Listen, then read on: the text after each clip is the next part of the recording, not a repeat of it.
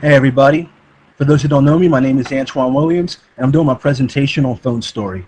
Now, the smartphone app Phone Story is an educational game that allows you to play through a story mode that shows you the evils of the smartphone industry and its effect on the environment, consumers, and laborers behind the creation of your device. Now, this game can be found in the Google Play Store for $1, not found on Apple Store because Apple has banned this game from the App Store for your iPhone. As you see, this game is somewhat fun to play if you played it before, but the main message of this game is to show you how smartphones affect people and the environment as well. Let's take a look at the structure of this game. It has different levels here. I'm just going to make this quick and simple for you. You have a screenshot. It has 4 different levels. The first level here, it involves slaves right here. They're digging for coltan, which is a mineral found in the Congo, and it's actually used for smartphones.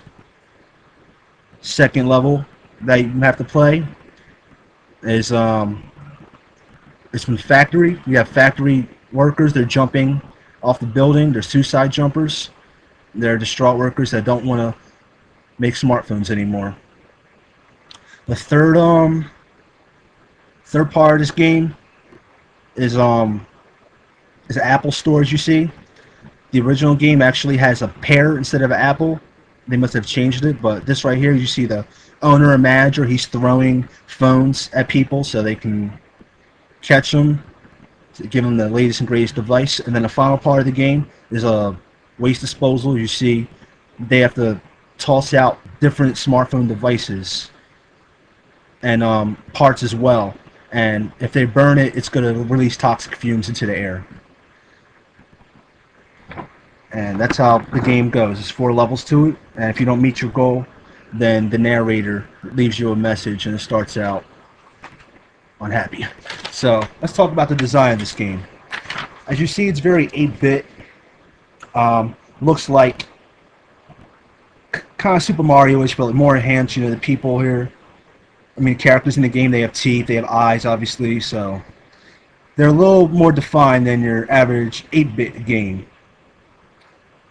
But it sort of looks like an old game, as you see. And also, the repetition I found pretty neat as well with the characters. It's very even with the slaves and with the design with the windows and belt as well, and so and so. So it was a very good design. And the characters, they don't move too much. They might move around a little bit, just maybe up and down, left and right, as far as interactivity, but we'll get to that later. Let's talk about the components.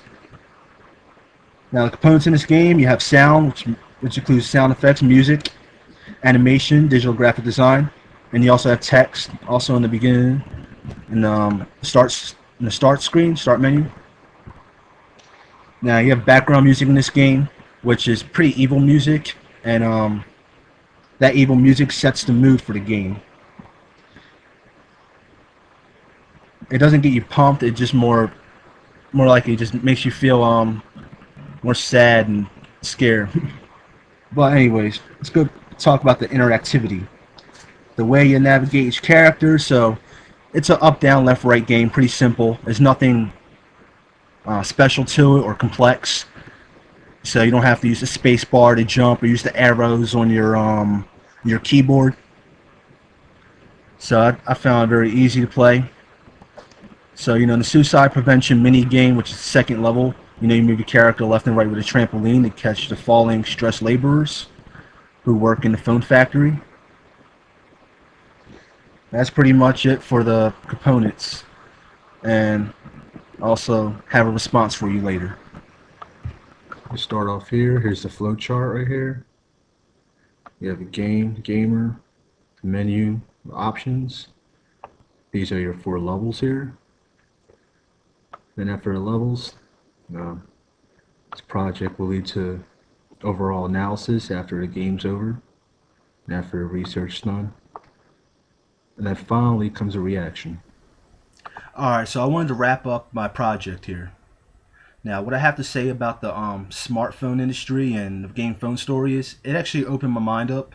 I felt intellectual about it, but I felt more emotional about the whole thing because I feel for the people and what they're going through overseas. Because although we Americans may think we have it bad over here, working for lower wages, not getting paid the best money. I mean, some of you might make better money, some of you may not, like me. But although we think we have it bad over here in America, I mean, there's people that have it hell a lot worse overseas because they're actually a lot of them are actually aren't even getting paid for what they're doing.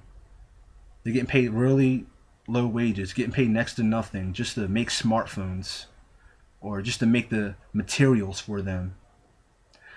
And also, I feel for people in Africa as well. So I feel like they're also they're going through a harsh conflict too, through slavery, just to mine for minerals to make phones. So, like I said, this whole thing it makes me emotional about it. I mean, I have some. I won't say I have some guilt, but now I'm gonna feel like every time I use a smartphone, it's gonna make me think, wow, this is what people are going through. But fortunately, a lot of the stuff that we have now, which are made in other countries, were actually made through slave labor.